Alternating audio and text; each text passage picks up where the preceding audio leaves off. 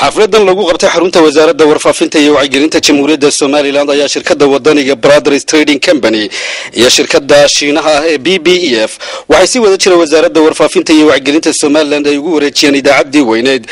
rakibaadeedu ay socotay oo haatan la dhameystiray dhawaana loo qaban doono xaflad ballaaran oo lagu furayo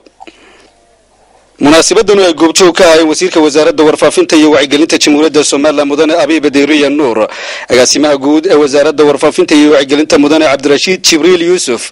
agaasimayaasha waaxyaha ee wasaaradda warfaafinta injineerada mas'uuliyiin kale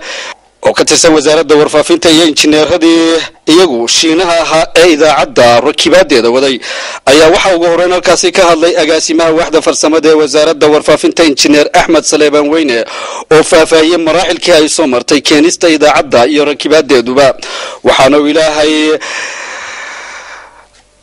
ugu xamdi naqay idaacadan iyo dhameystirkeeda isagoo tilmaamay in dhawaana ay si rasmi ah wada u gali doonto